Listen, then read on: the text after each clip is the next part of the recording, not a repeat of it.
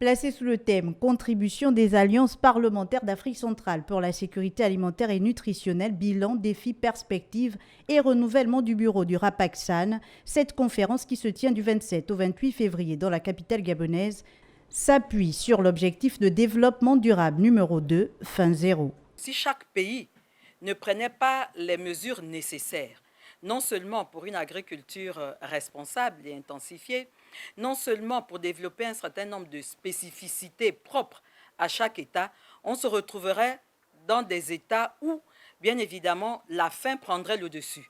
En fait, dans le cas de la conservation, ça rentre dans un plan de gestion de développement durable.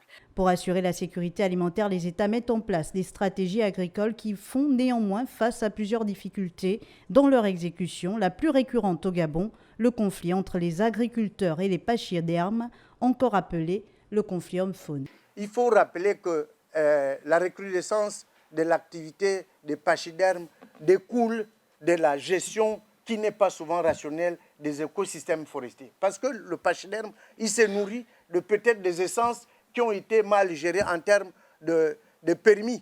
Et le président Mabala l'a fait observer. Aujourd'hui, si vous avez des concessions forestières à aménagement durable, on ne va plus tout couper.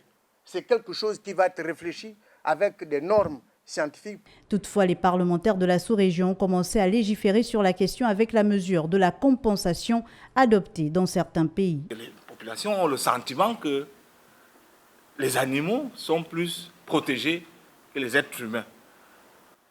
Et je crois que de plus en plus, nos législations nationales se penchent sur la question.